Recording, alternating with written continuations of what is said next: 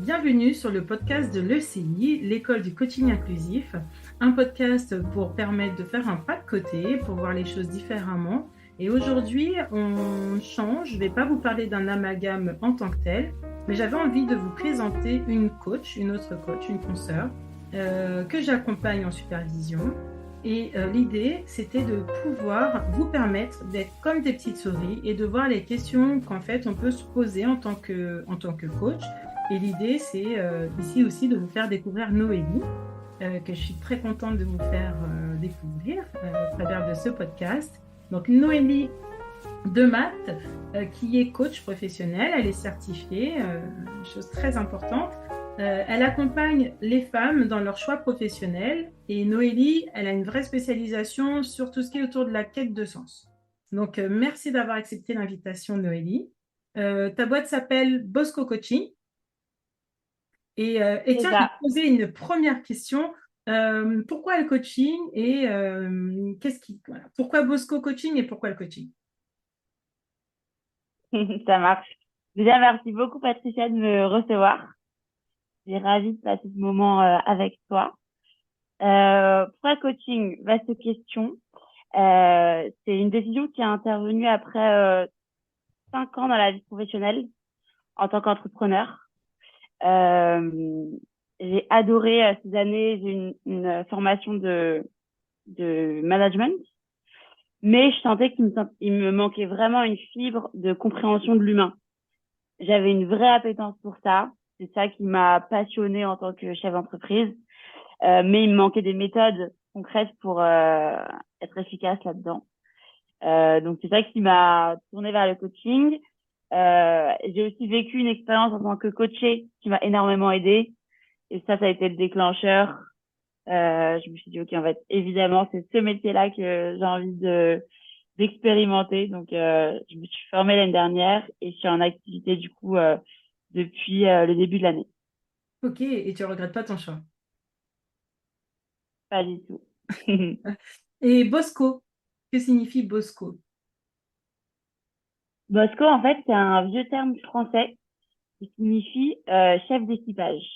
Hmm, Donc, j'aimais bien la métaphore dans l'univers marin. J'aimais hmm. bien la métaphore, voilà, du capitaine de son navire qui choisit ses caps, qui est aux commandes et qui subit parfois des éléments qui le bousculent, il est parfois en eau trouble, mais il est aux manettes quoi qu'il arrive. Donc j'aimais bien l'image. Ouais, Mm. j'adore ta métaphore. Et, et ça conforte aussi dans l'idée, dans ce métier, on a tous une raison très singulière en fait de vouloir en fait accompagner. Bon, et ben, je me tais. Je te donne la parole. Donc, c'est toi qui as le micro pour poser les questions. Et puis, voyons voir ce qui sort de tout ça.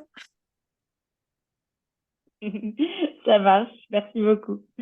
Bah, déjà, je voulais aussi commencer en posant la question de ce qui t'a amené au coaching. Donc, je veux bien que tu m'en dises un peu plus sur rapidement ta vie d'avant et puis ce qui t'a amené à transitionner vers cet univers-là. Alors, ma vie d'avant, j'étais avant, bah, moi, quand j'ai fait mes études avec un seul objectif, je pense, depuis mes 4 ans, c'était d'être prof. Donc, moi, je voulais être enseignante. Je pense, j'ai toujours fait des jeux de mime d'enseignante toute seule dans ma chambre avec des élèves virtuels, très gentils. Et je voulais aussi être médecin, mais en fait, j'avais peur du sang, donc ça s'est vite estompé. Mais j'avais vraiment cette envie de transmettre depuis, je pense toujours. Donc, j'ai fait toutes mes études comme ça et arrivé euh, en 5e année, après le bac, je me suis retrouvée à devoir faire un stage de fin d'études. Donc, au début, c'était parti pour que je m'arrête en licence, pour aller faire l'IUFM. Et puis ensuite, c'était tellement facile la fac. Je me suis dit, oh, ben, je ne vais pas m'arrêter en licence, je vais aller jusqu'à ce qui s'appelait à l'époque la maîtrise. C'est le master 1 maintenant, et qui me permettait d'aller passer directement à l'agrégation. Après, je me suis dit, oh, bah, puisque je suis là, autant aller à l'époque, ça s'appelait le DESS, maintenant c'est le master 2. Bah, je me dis, je vais aller jusqu'au bout. J'aime bien faire les choses jusqu'au bout, donc je suis allée jusqu'au bout et je me dis, bon, de toute façon, ce sera ça de prix. Et là, j'ai fait mon stage de fin d'études dans une société dans le pilotage de la non, c'était pas d'abord le pilotage de performance, c'était le contrôle de gestion. Et j'aime les Ok. chiffres. J'aime les chiffres, j'aime toujours les chiffres. Et j'aimais cette logique de comprendre ce qu'il y a derrière, des résultats. Et donc, ça m'a un petit peu détournée et je m'étais toujours dit, bah, je pourrais redevenir prof après. Si je me fais une expérience et je redeviendrai prof après. Et assez rapidement, en fait, bah, ma carrière a décollé en fait, au niveau du contrôle de gestion. Et assez rapidement, une année après, on m'a proposé de devenir manager. Donc, il y avait une personne dans l'équipe. Et ensuite, l'équipe s'est étoffée et je me suis vraiment éclatée. J'avais un peu comme une posture un peu d'intrapreneur. J'étais plutôt libre, plutôt Hmm. ma créativité, libre dans mon management. J'apprenais sur le tas, il fallait tout créer. Puis intellectuellement, c'était très stimulant. Il y avait une direction aussi qui était très créative et stimulante. Donc, même si j'étais dans les assurances et que j'étais en train de faire de la finance, je me suis retrouvée tous les ans avec un périmètre qui s'étoffait, qui s'étoffait, qui s'étoffait, et puis un poste qui est devenu sur mesure, Ok. jusqu'à ce qu'il y ait voilà, des changements de direction, changements de cap et tout ce qu'on veut, et que moi j'ai en parallèle une perte de sens. Je revenais à cette envie de vouloir transmettre, enseigner, sauf que financièrement parlant, ce n'était plus possible. Moi, c'est ce que j'ai appelé la Hmm. prison dorée dans un article, il faudrait que je ressorte. Donc, je me suis retrouvée dans cette Hmm. fameuse prison dorée avec la conscience que ce que je faisais n'avait plus aucun sens, que je ne servais à rien et que si demain je devais me faire écraser, ben, en fait, mis à part mes fichiers Excel, voilà, je ne contribue Hmm. à rien d'humain en fait. Et parce que bien que voilà, j'ai une très belle carrière, très beau salaire, très beau statut, mais pour moi, en fait, ce n'était pas mes marqueurs à moi, mes critères à moi de Ouais. réalisation personnelle. Donc, le burn-out est arrivé, sévère, longue traversée du désert, très longue. Et c'est là, en fait, que Hmm. j'ai commencé à faire connaissance avec le coaching, parce que je faisais mon MBA en même temps, tu vois. D'accord. Et là, on avait un coach, des coachs, et une des coachs m'a dit, bah, ce serait bien que je me fasse coacher pour ma reconversion. Et donc, j'ai démarré un coaching dans ce cadre-là. Et à ce moment-là, il n'était pas question pour moi de devenir coach, hein. J'ai vraiment étudié plein de pistes. Je voulais ouvrir un restaurant, je voulais faire une société pour les mamans solo. Enfin, j'avais vraiment 5 pistes, dont le coach Hmm. que j'ai vraiment étudié. Ok. J'ai regagné confiance en moi. Bon, je passe ces détails, sinon ça, on va y passer trop de temps. Et à la fin, à un moment donné, j'ai comme une certitude que là, maintenant, ce que je veux et ce que je dois faire, c'est du coaching. Et une fois que ça a été figé, ben, je me suis orientée, enfin, j'ai même pas fait de porte ouverte, rien du tout. Je suis allée sur Internet. J'ai trouvé l'école qui me plaisait bien au niveau de son look et de ce que l'école dégageait. Et Mhm. et j'ai démarré quelques temps après. Génial. Et ça a été la révolution, la révolution. Oui, la révolution et la révélation. Le lapsus, c'est intéressant. En même temps. Ouais, en même temps, la sensation d'être enfin à ma place, la sensation d'être avec des gens Hmm. que je comprenais, enfin, quelque chose de très, très perturbant de me dire, oh là là, mais où était tout ce monde pendant toutes ces années? Ouais. C'était assez impressionnant. Et après, voilà, ça a été une belle rencontre. C'est venu de façon tellement innée, le coaching naturel. J'ai voilà, dès le module 2 en fait, j'avais des retours énormes et ces retours-là me confortaient pas dans mon choix, mais me confortaient dans l'idée que je me sentais super bien, ça ne me demandait aucun effort et en plus, c'est ce qu'il fallait faire. Hmm. Et ben, Ouais, ouais. c'est le début pour moi en fait de quelque chose, ça. Incroyable. Je me souviens que tu avais utilisé le terme une fois. J'avais l'impression que ça faisait partie de mon code interne. Mm. C'était quelque chose qui était déjà inscrit en toi, en quelque sorte. Mais en quelque sorte, oui. Ouais. Euh, ça m'a dépollué, ça m'a donné plus de conscience déjà de me former, d'apprendre la technique en tant que telle. Ça m'a donné plus de conscience. Ça m'a donné aussi plus enfin, de conscience sur le fait de faire la différence entre aider et accompagner.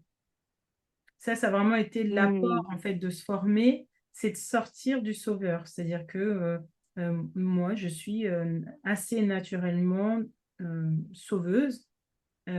Maintenant, alors c'est plus facile d'en parler maintenant, mais sur le coup, je ne le savais pas, mais je suis très, très, très, très empathique, mais à un point qu'en fait, depuis toujours, depuis petite, en fait, je m'adapte avant même que le besoin soit exprimé parce que je sens ce que Mhm. je ressens, je sens, je- j'entends les besoins. Et donc, finalement, c'est de prendre conscience de ça pour ne pas prendre le dessus sur quelqu'un, sur sa réflexion, pas avoir l'impression que la personne a compris.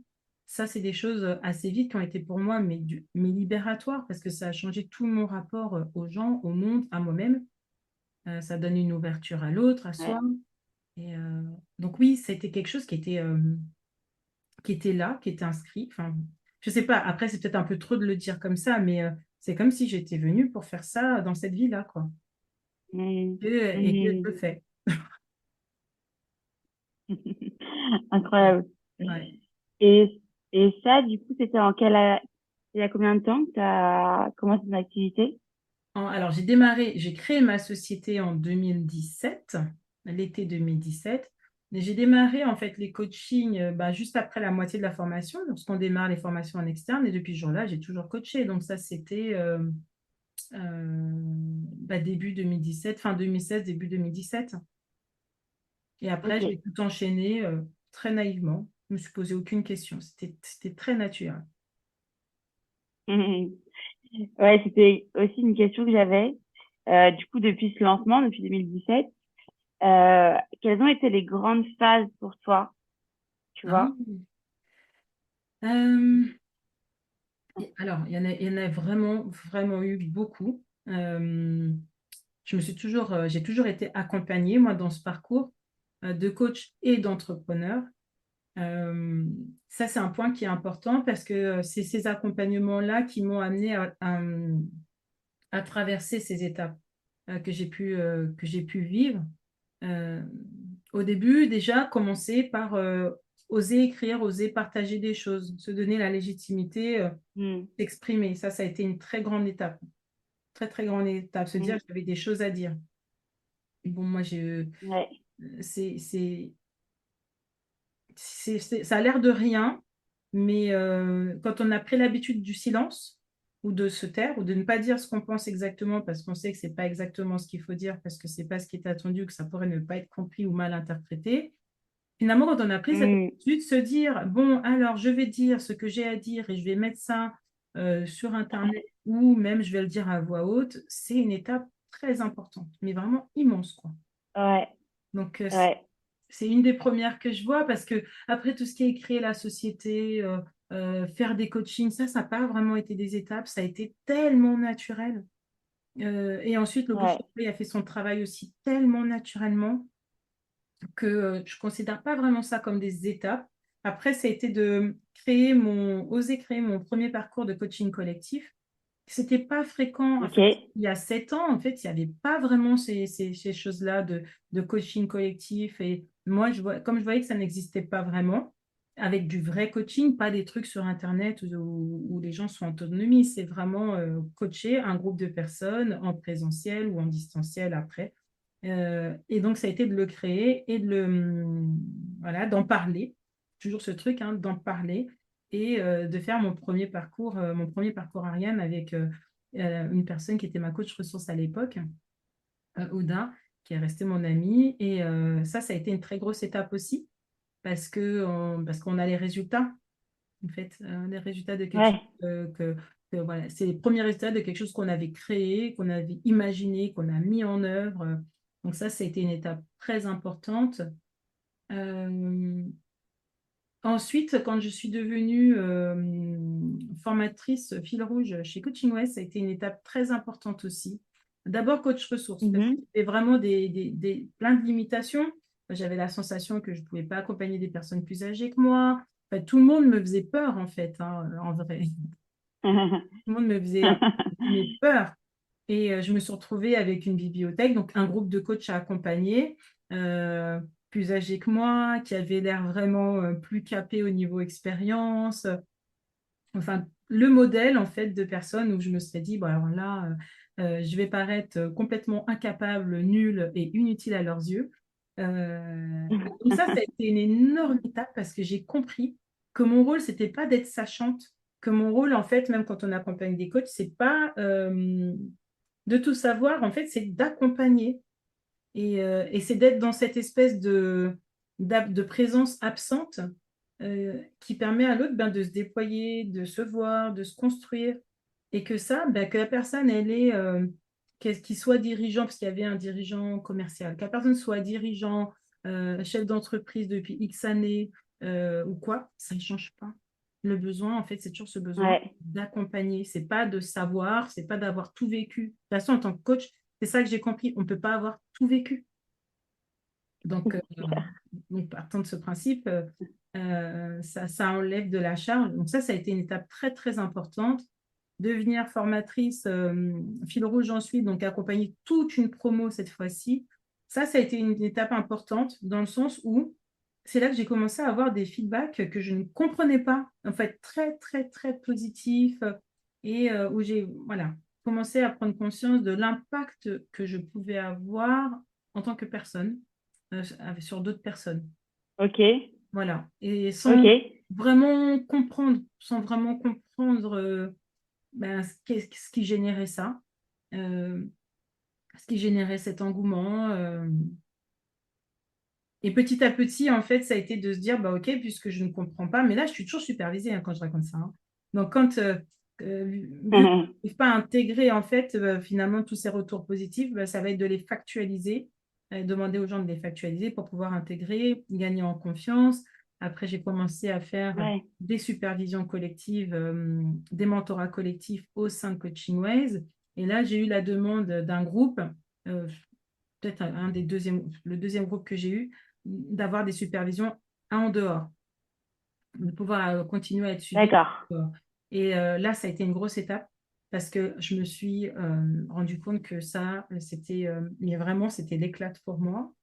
Ça ne me demandait pas d'effort. Et puis en plus, je faisais quelque chose qui nourrissait des valeurs profondes sur ma vision du coaching.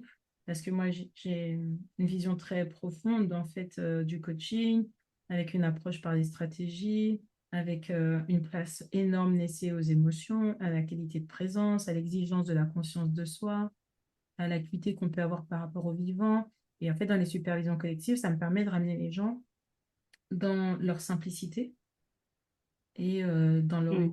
unité. Et donc, j'ai retrouvé cette liberté-là. En fait, c'était énorme. Et là, plus ça va, plus la liberté, elle est là maintenant. Je ne me casse pas la tête. J'assume en fait ce là un petit peu que j'ai.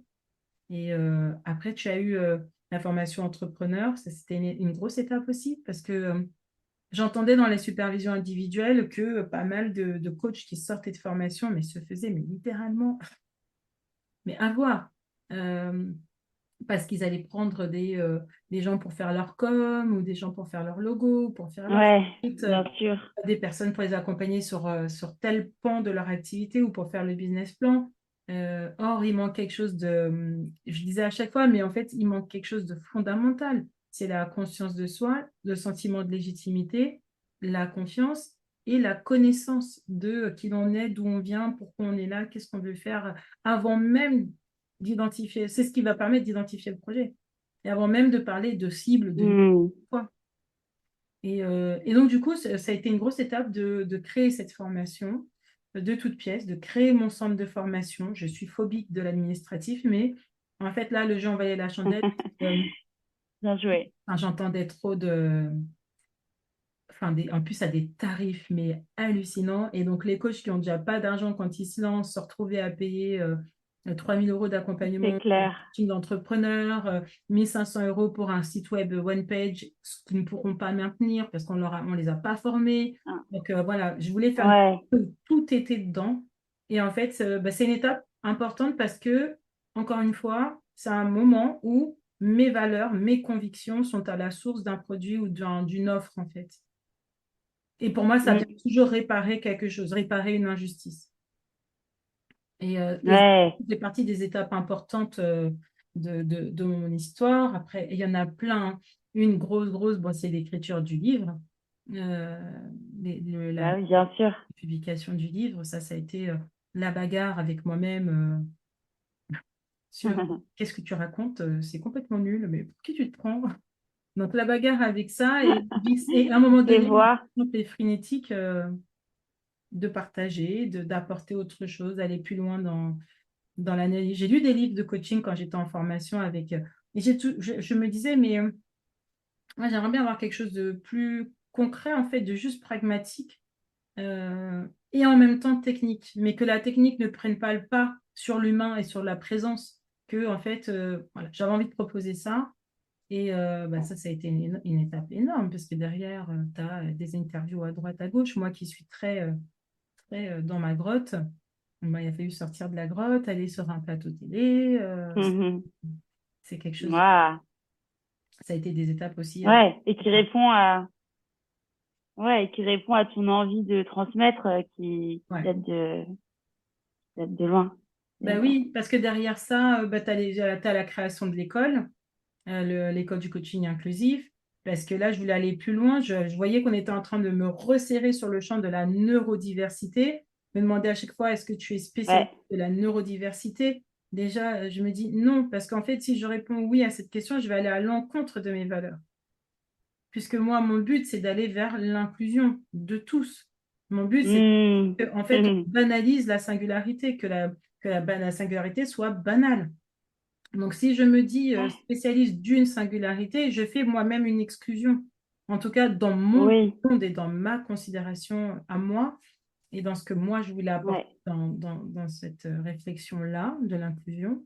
Donc, je suis allée plus loin, et ça, c'est encore une autre étape, c'est d'assumer cette notion inclusive et de, et de refuser quelque part cet enfermement. C'est facile, hein, aujourd'hui, en plus, c'est à la mode, ça aurait été très facile de surfer sur cette vague, de faire des dossiers de presse c'est sur cette clair. vague, et en fait, comme voilà, Patricia, son livre, nanana, la neurodiversité, la neurodiversité. Hmm, J'ai pas voulu. hmm. J'ai pas voulu de ça. Ouais, Donc, bon, mon but, c'est pas, et ça, c'est aussi ça fait partie des étapes, c'est de réfléchir à qu'est-ce que je veux en fait, jusqu'où je veux aller, après quoi je cours. Donc, ouais, ouais, vas-y. c'est aussi une question que j'avais posée, parce que je me la pose aussi en tant que, voilà, coach qui se lance. On est indépendant, on vit ce statut d'entrepreneur qui peut être assez solitaire, parce que, voilà, on est aux manettes de notre activité, sans forcément avoir d'effet miroir, parce qu'on n'a pas de collègues ou de boss. Donc ça, c'est génial parce que ça nourrit cette valeur de liberté. Mais à côté de ça, voilà, ma question c'était comment est-ce que tu réussis à prendre du recul sur ton activité pour la piloter justement au mieux Plusieurs en tant choses. qu'indépendante. La numéro un, c'est ma supervision. Donc, avec mon superviseur, voilà, j'ai toujours ces échanges qui me permettent de prendre du recul, qui me permettent de gagner en confiance et en conscience et en calme. Donc ça, c'est la première chose. Ensuite, je parle peu avec des pairs parce que je parle peu, même si je parle beaucoup, mais en vrai, je parle peu. Donc, quand je réfléchis énormément, depuis 2 ans, je m'offre ce qui est pour moi une supervision, c'est les semaines où je pars en jeûne. C'est des semaines en fait où Hmm. tout s'apaise, mon mental s'apaise, je prends du recul, je prends des décisions. J'ai le temps, puisque mon corps n'est pas occupé à manger, digérer, ben j'ai mon corps qui est occupé à de quoi j'ai besoin, de quoi j'ai envie. En fait, la réflexion entrepreneuriale repasse par mon besoin de femme, de maman et mon besoin, on va dire, vital. Euh, et Hmm. le rythme, en fait, par exemple, là, j'ai décidé, par exemple, voilà, j'ai fait un jeûne la fin août et j'ai décidé de mon rythme, du rythme qui était sain pour moi. Parce que finalement, réussir mathématiquement, c'est pas compliqué, finalement. C'est pas, si on fait ce qu'on aime, c'est pas compliqué. Maintenant, réussir dans la durée, être heureux chaque jour, faire la rentrée en étant content de la faire, ça, c'est un luxe. Parce que, en Ouais, fait, l'enjeu, c'est de ne pas devenir l'esclave de est-ce que je vais avoir assez demain, est-ce que je tiens, est-ce que je ne tiens pas financièrement. C'est en fait de construire j'ai le mot empire dans la tête, mais c'est pas, mais oui, c'est construire son petit empire à soi dans lequel on a un hmm. portefeuille d'activités, dans lequel on décide de ce qu'on y met et pour retrouver une vraie liberté. Donc, il y a ce recul pendant mes jeunes, il y a ce recul pendant les supervisions. Et en vrai, dans tous les coachings, dans toutes les supervisions individuelles, toutes les supervisions collectives, il y a des moments où on travaille. Et moi, souvent, pour permettre de modéliser, en fait, je travaille avec les coachs. Et c'est vrai. Ouais. Bah oui, et ça permet en fait aussi, c'est des moments où bah, je fais mes propres exercices en me disant, mais il est pas mal ton exercice, parce que moi, j'invente tout le temps. Donc, je me dis, ah, c'est pas mal, tiens, et je fais la réflexion. Mais mine de rien, ça permet de nourrir des échanges humains, d'humain à humain, et non pas de superviseur en Ouais. haut qui a un avis sans l'avoir. Enfin, voilà, et de coachs qui seraient un peu plus bas et qui ont besoin d'un savoir. Mais ça permet de se remettre d'humain à humain parce que bah, toi, tu es en lancement. Moi, je ne suis pas en lancement. Mais en vérité, on est tout le temps en lancement. Parce qu'on est tout Mhm. le temps dans l'évolution de quelque chose, on a tout le temps des nouveaux projets, on a tout le temps de nouvelles ambitions. Donc en fait, on est toujours tout le temps Ouais. au même niveau avec les mêmes questionnements. Ce qui change, c'est l'habitude que j'ai de me poser ces Mhm. questions. Ça. Tu vois, je n'ai pas des questions différentes. Ouais. Par contre, j'ai une certaine habitude de ces questions. Donc en fait, je vais être moins en prise aux émotions liées au fait qu'il y ait ces questions. Je vais avoir beaucoup plus de recul parce que j'ai l'habitude que ces questions-là reviennent par Ouais. périodicité ou par cycle de vie entrepreneurial. Et au début, quand j'en avais pas C'est l'habitude, ça. je partais du principe, enfin, ça me fait penser un peu des fois quand des coachs se lancent et ont envie en fait de faire des coachings un peu parfaits, entre guillemets, des coachings performants, des coachings à déclic. Mais souvent, cette notion de performance, en fait, elle est basée sur quelque chose pour moi qui est peu valable, c'est-à-dire la satisfaction du client. Moi, je dis toujours, un client, quoi qu'il arrive, il est satisfait. On passe 1 heure de qualité avec quelqu'un, la personne est satisfaite, puisqu'en plus, elle ne connaît pas notre métier. Plus le coaching, tout le monde pense Mhm. que personne ne connaît. Donc, euh, la personne qui est sympathique avec une belle oreille fera quelque chose dont la personne est contente. Moi, assez Ouais. rapidement, ce que j'ai fait, c'est vraiment m'employer, surtout au début, à faire du coaching. Mais moi, dans ce que j'avais compris, il y avait cette notion de présence très importante, de rebondir sur ce que la personne apporte, d'essayer de comprendre son mode de pensée. Son mode de pensée, c'était vraiment ma focale. Comment est-ce que la personne est câblée? Et, euh, et en fait, je ne me suis attachée qu'à ça. Je ne me suis pas demandé est-ce que je suis performante. Par contre, je me suis demandé, est-ce qu'il y a un avant et un après l'intervention? C'est tout ce qui Mhm. m'intéresse. Après, si l'avant-après, il fait en termes de distance 1 centimètre et que la personne est contente, ça me va. Parce que peut-être que ça Ouais. ressemble à 1 centimètre. Ouais. Pour moi, c'est 20 kilomètres pour la personne. Ça. Tu vois, j'ai cette prise de recul. En C'est fait, clair. j'ai ce cerveau qui est vraiment, des fois, un peu embêtant, mais qui est très, très pragmatique. Ouais. Donc ça, c'est quelque chose qui me Bah permet de ouais. prendre du recul. Et, Et après, j'ai mon corps avec lequel j'étais pas en bisbise au début, j'avais l'impression qu'il me trahissait, qui a l'impression qu'il me lâchait. En fait, j'ai compris qu'en fait, c'est un allié de choix pour savoir si c'est OK pour moi, si ce que je fais va au bon rythme, si c'est les bonnes décisions, si je suis avec les bonnes personnes. Ça, c'est très important. Ouais. Ok. Je suis avec les bonnes Donc, tu as personnes. appris à l'écouter, à l'intégrer dans Bah, de plus en plus, je ne une peux pas décision. dire parce que tu vois, encore hier, de plus en plus, j'ai appris à le considérer déjà, à prendre conscience qu'il était là. Donc ça fait à peine 3 ans. Et donc ça, c'est une grande étape aussi dans ma vie. Euh, Ouais. Apprendre à considérer qu'il est là et puis et aujourd'hui considérer qu'en fait, mon corps n'a pas besoin de ma tête pour faire 1 milliard de choses, hein, qu'il fait sa vie tout seul et qu'il a des informations de très très grande qualité. Donc pour moi en tant qu'être humain, mais pour moi en tant que coach aussi, pour moi en tant qu'entrepreneur, en tant que maman, enfin, et je pense que j'en suis qu'au début de cette découverte en fait. Parce que beaucoup de gens pensent se dire, ah oui, Ouais. avec mon corps, je connais mon corps, mais en fait, c'est un sujet qui est tellement vaste, profond, et qui Ouais. conduit à des sphères spirituelles derrière. Donc, C'est ça. C'est clair. C'est le projet d'une vie. tout à fait. Mhm. Donc, ouais, je sais pas Ouais. si je réponds bien à ta question, mais en gros, l'idée, c'est comment je prends du Si, recul sur si. cette activité. Ben, c'est ce travail en supervision, le travail que je fais au quotidien avec tout le monde, où en fait, je considère que je suis d'égal à égal avec les personnes que j'accompagne. Ces temps de retrait que j'ai en jeûne ou de retrait que j'ai quand je pars seule 2, 3 jours pour réfléchir et les échanges que j'ai Mm. aujourd'hui. Aujourd'hui, je travaille avec une équipe pour l'école. Et ben mine de rien, quand on trouve les bonnes personnes, ça aide aussi à prendre du recul, à réfléchir, à se remettre en question, à viser plus loin surtout. Ça, c'est une grande étape aussi pour moi, c'est Ouais, accepter d'avoir une ouais, mission. c'est ça, Mm. c'est clair. Et s'auto mettre des défis, enfin, C'est ça. se challenger pour aller loin. C'est ça. Comment est-ce que tu fais pour progresser dans ton activité de coach? Dans mon activité de coach, une bonne question, hein. Mm. Parce qu'en fait, c'est une bonne question parce que, on pourrait se dire que je fais des formations régulièrement et que mais je pense que ce qui me permet de réellement progresser dans mon activité de coach, c'est l'expérience de la vie, c'est vivre. Mais c'est pas vivre et observer la vie, c'est vraiment vivre la vie. Et ça, c'est plutôt récent en fait que je commence à vraiment vivre la vie, vivre mes émotions, vivre mon corps, vivre tout, quoi. Et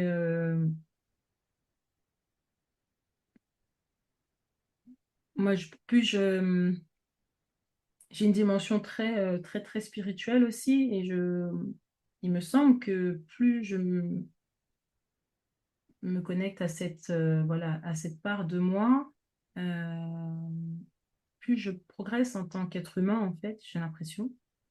Et plus Mm. ça me rend sensible. Parce que dans le coaching et dans une séance de coaching, il y a cette sensibilité à ce que la personne dit, aussi à ce qu'elle ne dit pas, et ce qu'elle est consciente qu'elle dit, mais ce qu'elle n'est pas consciente qu'elle dit quand même si c'est pas avec des mots. Et ça donne plus de sensibilité aussi à ce qui n'est pas visible, en fait, ni dans les mots, ni dans les gestes, ni voilà. Mais comme si Ouais, voilà. Il me semble que ce qui me permet de progresser là-dessus, c'est vraiment tout ce travail que je fais de conscience, de connaissance, les défis que je me donne, tout ce travail de réflexion que je fais sur moi. Bah, par exemple, le jeûne, tout ça, c'est des choses. Voilà, je considère aussi que dans mon cadre de supervision, il y a ma supervision avec mon superviseur, mais il y a aussi tout ce que je fais comme travail en hypnose euh, pour, ben voilà, pour conscientiser des blessures, pour travailler, pour traverser, pour accepter.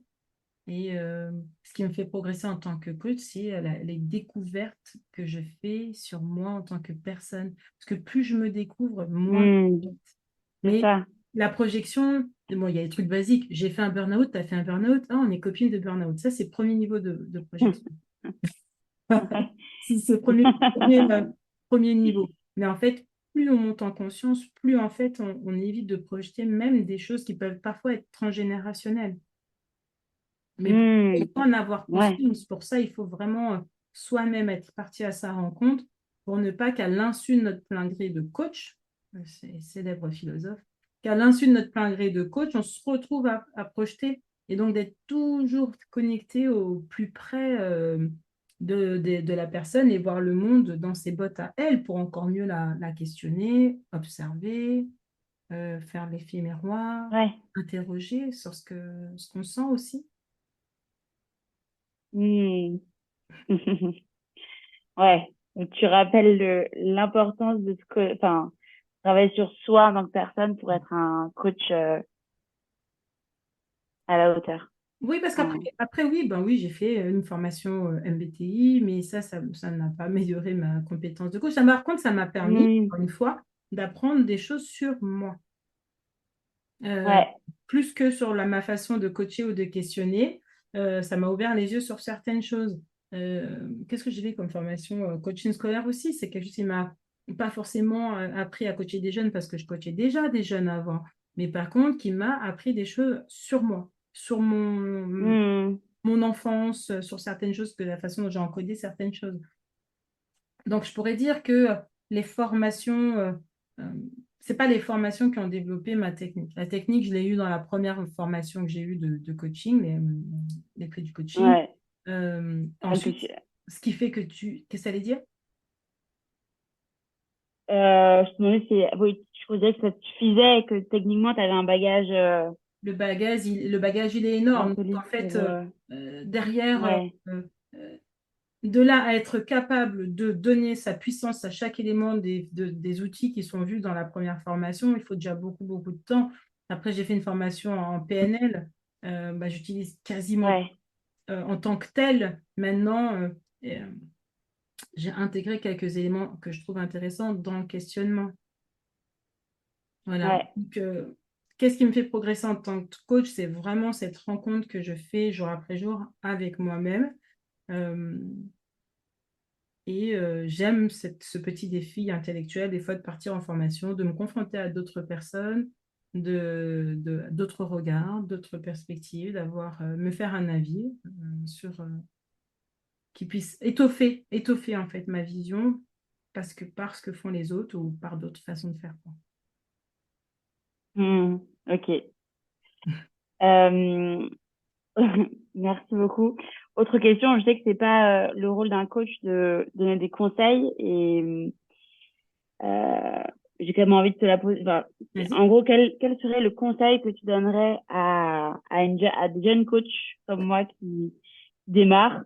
En d'autres termes, qu'est-ce que tu aurais aimé savoir, toi, tu vois, au moment où tu étais à ma place?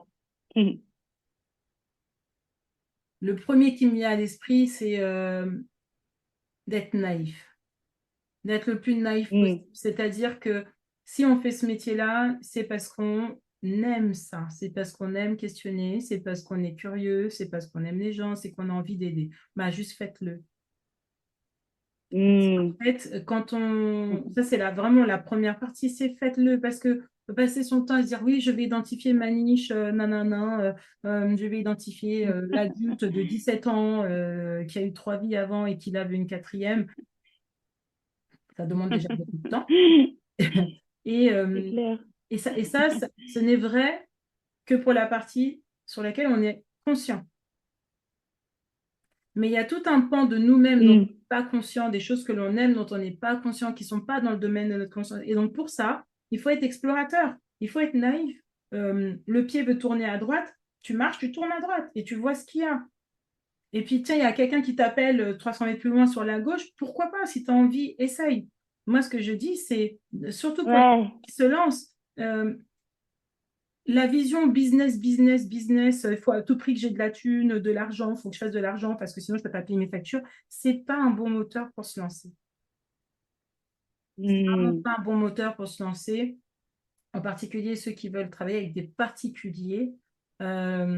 C'est quelque chose qui est important. Par exemple, la partie entrepreneur, oui, c'est important de savoir être entrepreneur. Par contre, pour être coach, en tant que coach, se faire connaître, on est sur un métier de recommandation. Donc, un coach qui fonctionne est un coach qu'on recommande. Donc, du coup, pour moi, ça veut dire qu'il faut être tout le temps sur une zone qui nous éclate, avec des gens qui nous intéressent, avec qui c'est facile. C'est Hmm. moi être dans le défi de coacher des gens où on n'est pas forcément intéressé par la problématique. Il y a quelque chose qui nous intrigue. Go, on y va, et puis on verra bien ce que ça donne. Et puis, on peut Ouais. pas être parfait tout le Ouais. temps. On peut pas être parfait tout le temps.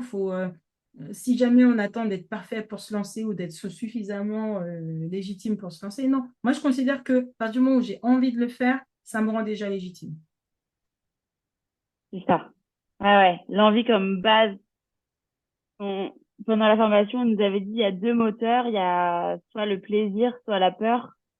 Et je trouve que, enfin, moi, ça m'a énormément aidé dans ma façon d'apprendre les choses parce que maintenant, c'est ça, je me pose la question avant, est-ce que c'est le plaisir qui me guide, est-ce que c'est la peur et je vois vraiment la différence. Mais c'est très important parce que tu vois, il y a beaucoup de personnes qui, sans le savoir, construisent leurs objectifs sur la peur. C'est-à-dire, je rêve d'avoir beaucoup de clients, mais c'est pas parce que tu as envie d'avoir beaucoup de clients, c'est parce que tu as peur de manquer. Hmm. Ouais. Et en fait, ça, c'est un objectif qui va être construit par la peur. Et ce que je vois et que j'ai déjà vu et revu, c'est qu'une fois que la personne a des clients, parce qu'avoir des clients, si tu travailles bien, tu les auras. Une fois que la personne a beaucoup de clients, vu que c'était ça, on va dire, en fait, la cible qui a été verrouillée, une fois qu'elle y est, ben, ça ne lui apporte aucun plaisir, puisque ce n'était pas un objectif Ouais. plaisir. C'est-à-dire qu'elle a échappé au Hmm, monstre. Mais une fois que tu as échappé au monstre, c'est ça. et puis tu t'essouffles et tu dis, oh, je l'ai échappé belle. Mais tu te dis pas, oh, trop bien, je me suis éclatée. Oh là là, qu'est-ce que je cours vite. Oh là là, Usain Bolt, attention. T'es pas là-dedans. Ouais, c'est ça. Donc en fait, c'est C'est juste dans pour... l'évitement d'autres choses, mais C'est ça. Donc déjà, quand on se lance, on se crée on veut se faire des objectifs, très bien, mais faites des objectifs sur dont vous avez envie, ce à quoi vous voulez contribuer, la femme ou l'homme que vous voulez être demain, en faisant cette activité-là, en rêvant qui vous avez envie d'accompagner. Ben, si celui que vous avez envie d'accompagner, les gens vous disent, oui, mais tu vas pas faire ton argent avec cette cible-là. Mais ça regarde la personne, pas vous. Allez la chercher. ouais, ouais. Donc en À fait, lui parler, confrontez-vous. Ouais. parlez, si vous voulez coacher les gens qui sont fanatiques de plantes et qu'il y a un séminaire de plantes avec des gens fanatiques de plantes, allez au séminaire. Voilà, moi, c'est l'expression que je dis souvent aux entrepreneurs, c'est quand on se lance, si tu aimes la Zumba, va à la Zumba. C'est simple, Ouais, c'est basique. On ne va pas c'est aller clair. dans un truc qu'on n'apprécie pas pour parler de ce boulot, son boulot, et puis pitcher, et puis essayer de convaincre, et puis se dire, oh là là, à chaque personne que je croise, potentiellement, c'est du chiffre d'affaires. Non, ça, c'est horrible. Et puis, c'est pas épanouissant, Hmm, l'entrepreneuriat. Donc pour moi, si ouais, j'adore ouais, la ouais. danse, et ben j'aime à mon cours de danse et je vis mon cours de danse à fond, je rencontre des gens et puis advienne que pourra. Et puis la vie est faite de rencontres, on est dans un système et Hmm. si moi je me balade avec mon panier de carottes, si quelqu'un a besoin de carottes pour faire sa ratatouille, et ben il va me demander mes carottes. J'ai même pas besoin de lui dire, oh là là, Jean-Jacques, mais j'ai des carottes, mes carottes c'est les meilleures. Non, si je cherche des carottes, je vais le voir qu'il y a des carottes. Et ça, c'est vraiment mon conseil, c'est soyez naïfs, vivez les choses, soyez entiers, soyez honnêtes, sincères dans la démarche envers vous-même et donc envers l'autre. Et après, pour tous ceux qui Ouais. n'étaient pas entrepreneurs avant, le deuxième conseil, c'est de se faire accompagner en entrepreneuriat. Mais pas pour construire un Hmm, plan ou un plan marketing, c'est se faire accompagner pour devenir entrepreneur, se sentir légitime, rentrer dans la phase où je ne peux pas ne pas faire ce projet. Mais évidemment que ça peut être que moi qui tiens ce projet-là pour tel et tel type de personne, pour telle hmm, raison. Ça, cette conviction-là, c'est ce ouais, qui permet de passer toutes les, tu sais, les hauts et les bas de doute, de oh là là, mais qu'est-ce que je fais? Oh là là, mais là, je suis en train ouais. de mettre toute ma famille sous risque. On va tous être sous les ponts à cause de ma petite lubie. Ça va tout finir, ma petite Les affaire. petites voix qui se réveillent la nuit. Tu te réveilles la nuit, tu te Ouais. dis, mais alors, ils sont où tes clients? Ben, ils sont pas là. Tu vois, t'as pas encore. T'en es où? 2 mois après t'être lancé, mais alors t'en es où? Et puis tu as tout le monde à l'extérieur qui te fait ça. Donc si tu n'as pas été C'est renforcé clair. au début d'une vraie conviction, d'une vraie légitimité, tu sais exactement ce que c'est qu'être entrepreneur. Et qu'être entrepreneur, c'est pas semer une graine de tomate lundi et avoir sa salade grecque le vendredi quand tu es conscient. Ben, du coup, tu gères mieux tout ça. Tu gères mieux les hauts et les bas. S'il Ouais. pleut parce que ça va peut-être, il pleut ou il fait trop chaud, tu sais que ça aura un impact sur ta récolte. C'est OK, c'est la vie, c'est comme ça. Ça ne t'empêchera pas d'avoir tes Hmm, tomates à un autre hmm, moment. Au c'est moment clair. où les tomates Un poussent. vrai état d'esprit à l'impatience d'entrepreneur. Et ça, c'est vouloir acheter des tomates déjà faites, les mettre sous terre et les faire pousser soi-même. Ne mange pas comme ça. Au mieux, on peut C'est faire clair. un engrais écolo, bio, quelque chose de très écolo envers soi pour renforcer ses racines, c'est renforcer ce qui va pousser. Ouais, Et tu vois, dans la ouais. formation entrepreneur, c'est vraiment ça que je fais. C'est vraiment mon but, c'est de renforcer la base pour que quand quelque chose pousse, parce que ça pousse toujours, ce soit quelque chose de solide. Hmm. Voilà, Ouais, qu'au un peu premier coup de vent, le... ça pour pas que ça tombe au premier coup de vent. Ouais, ouais, ouais, tellement précieux. Ouais, donc c'est les deux conseils que je T'avais dis. une dernière...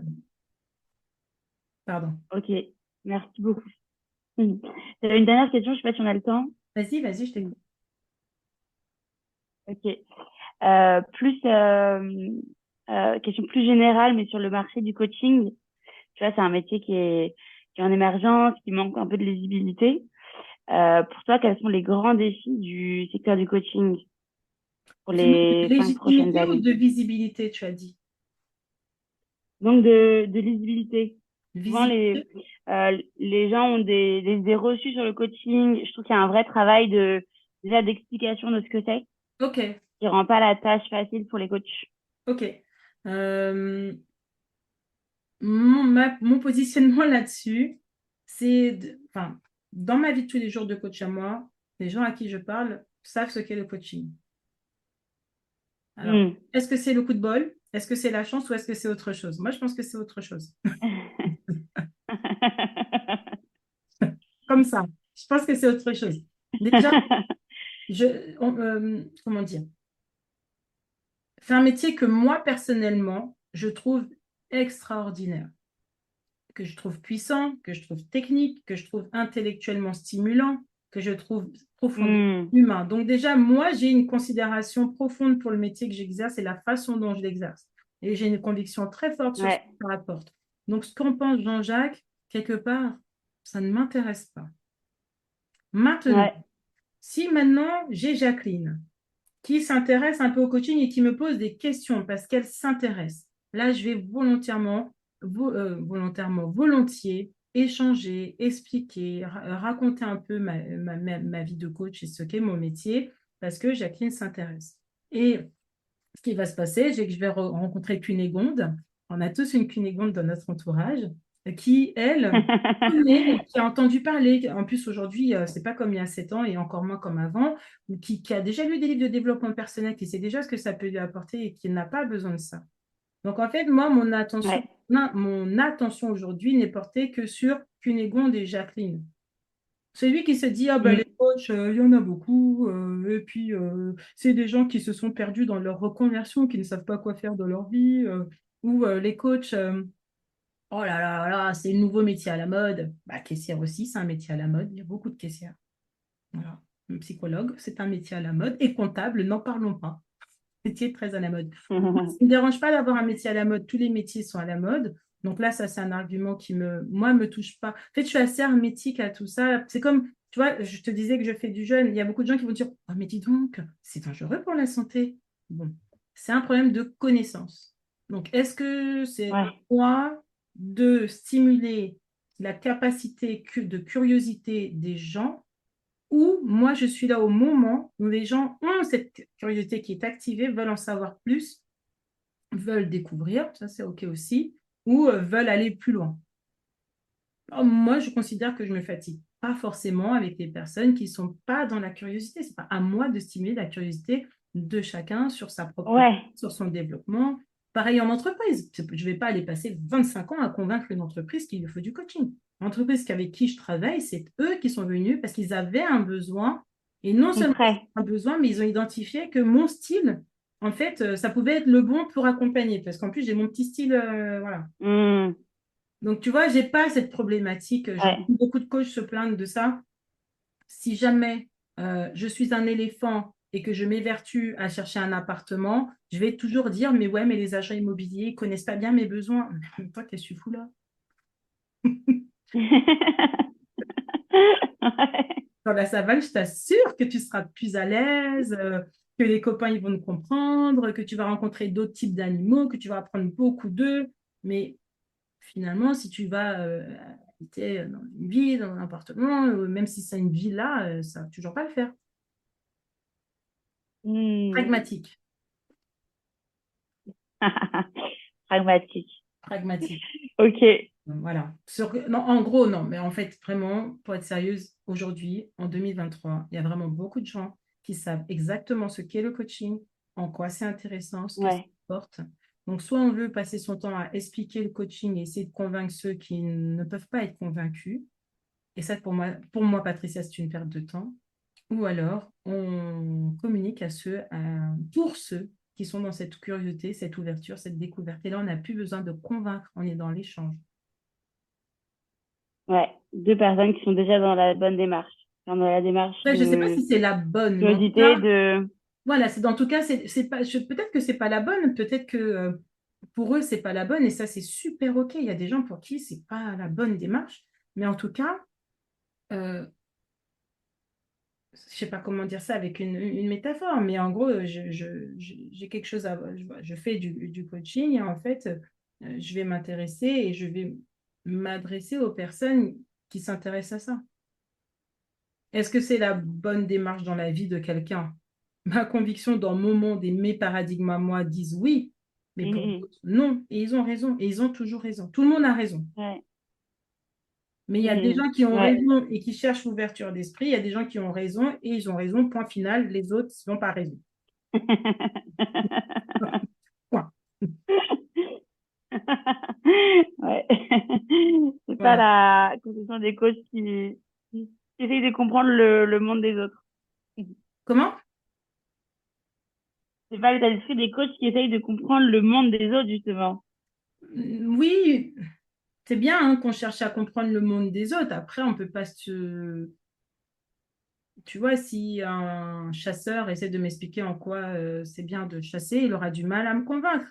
Est-ce que c'est moi qui dois chercher à convaincre? Hmm. Je ne pense pas que ça serve à quelque chose qui vienne se fatiguer à me convaincre. Ouais. C'est de l'énergie. Ouais. Vraiment, je lui dirais non, mais c'est toi. Tu as l'opérateur que tu n'aimes pas qui t'appelle alors que tu es en train de faire trois trucs en même temps. Pas la peine qu'il cherche à te convaincre. Ouais. Ouais. Il va perdre C'est son temps. clair.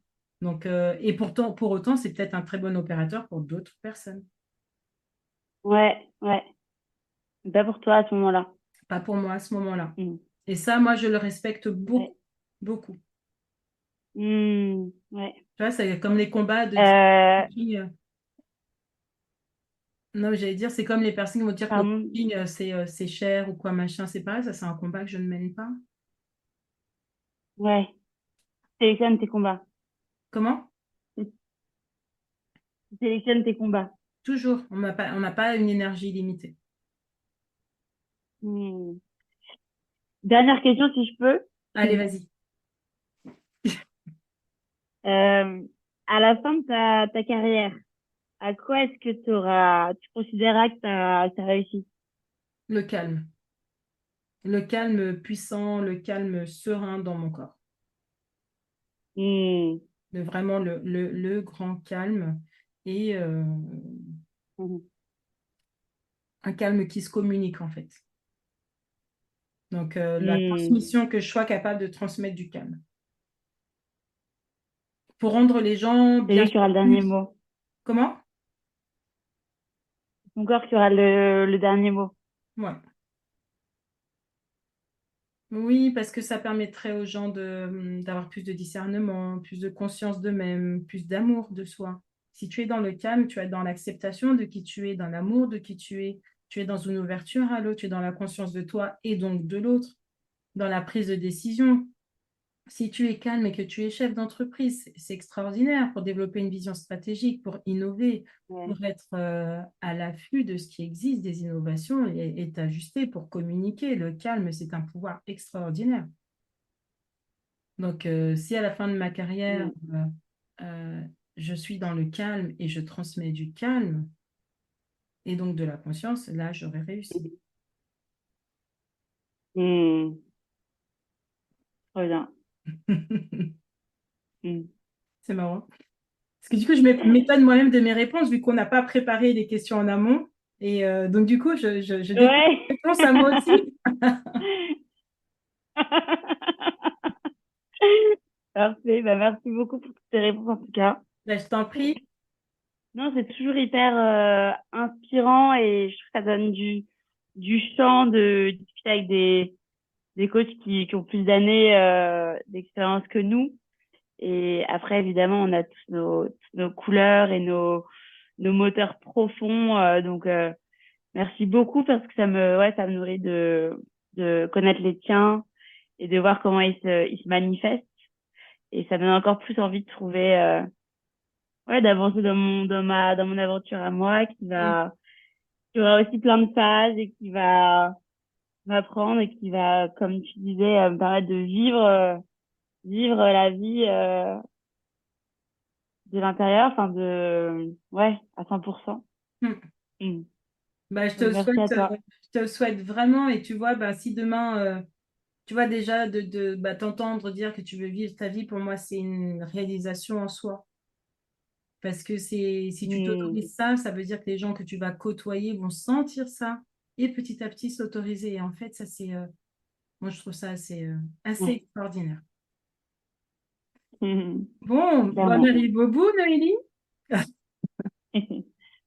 Merci beaucoup pour ces questions parce que, comme je disais, finalement, c'était un temps de réflexion aussi pour moi et de verbalisation aussi pour moi parce que je suis dans une évolution continue et je suis ravie d'avoir pu répondre à tes questions et si ça a pu t'apporter. Et puis, à ceux qui nous écoutent, n'hésitez pas à nous faire des commentaires ou à nous faire des retours ou même à contacter Noélie. Parce que ce sera intéressant de pouvoir poursuivre les échanges. Et si vous avez d'autres questions, envoyez-les moi et je pourrai répondre soit sur Instagram, c'est là où je suis la plus, on va dire, spontanée dans les réponses, ou sur LinkedIn, il n'y a aucun souci. En tout cas, je suis super ouverte à échanger avec vous, à être en présence avec tout le monde. Et encore une fois, merci beaucoup, Noélie. Mm. Je te laisse le mot de la fin. Merci à toi, Patricia. Merci, Patricia. Et courage et bonne aventure à tous les coachs qui se lancent aussi. Ouais, une chouette aventure à tous les coachs. Et c'était Amalgame, le podcast de l'ECI. Vous allez retrouver également les 3 autres voix du podcast avec Marianne, Aime-toi et avec Claudia sur l'Odyssée et les partages sincères de Christelle sur De Cœur à Cœur. Donc n'hésitez pas à écouter les autres podcasts et à nous faire vos retours. À bientôt!